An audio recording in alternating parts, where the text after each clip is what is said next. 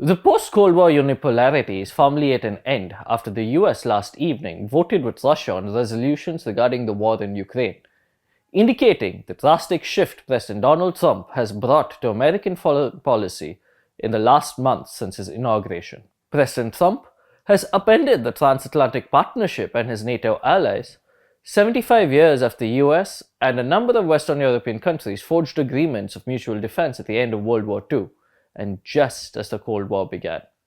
The widening rift in global geopolitics was seen at the United Nations yesterday, when the European-backed resolution supported by Ukraine, condemning Russian aggression and supporting Kyiv's territorial integrity, passed the General Assembly with 93 votes for, 18 against, with 65 abstentions. The US joined countries such as Belarus, the Democratic People's Republic of Korea, also known as North Korea, Hungary, Israel, and Sudan, voting against the European-backed resolution.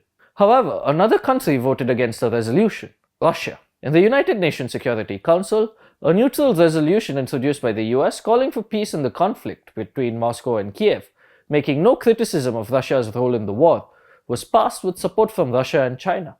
The resolution makes no mention of any support for Ukraine, a change in position from the previous administration led by President Joe Biden. In the UNGA, another resolution led by the US was passed by the member states after a number of amendments backing Ukraine were added to it. Washington, D.C., however, abstained from its own resolution following these amendments. In the Security Council, the US-led resolution passed with 10 members voting for it, while their traditional European allies and permanent 5 members, France and the United Kingdom, abstained along with Greece, Slovenia, and Denmark. The clean break from Europe on the conflict in Ukraine occurred on the 3rd anniversary of the war, 24th February, the day when Russian President Vladimir Putin first announced the special military operation which started off the war. While the UN General Assembly resolutions are non-binding, under Biden, the US backed a number of resolutions which supported Ukraine with criticisms against Russia. The moment comes after the US president has sought an end to the war, opening preliminary talks directly with Russia.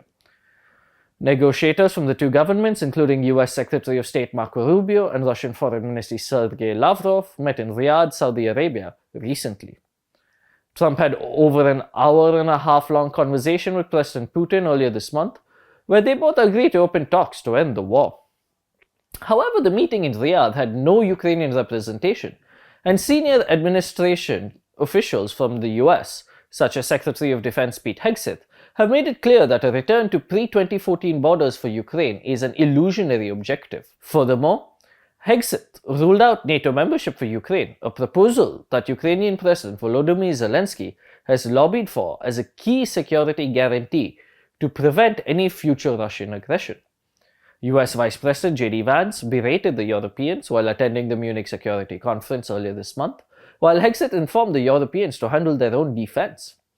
The UN votes happened the same day that Trump met with French President Emmanuel Macron at the White House. Trump's fascination with dictators has essentially gutted the current world order. It has made Europe more perilous and brings no comfort for India. In the UNGA resolution, India abstained from the vote, breaking ranks with the US, while China broke ranks with its limitless partner Russia. The fact is, for Trump, he has strongly believed that US as European allies have long relied on America's largesse, especially when it comes to defense. This is perfectly described by Hegseth's recent comments on how the administration sees Europe, where he said, and I quote, "Make no mistake, President Trump will not allow anyone to turn Uncle Sam into Uncle Sucker." He said this while he was in Brussels for his first visit as the Secretary of Defense for a NATO meeting.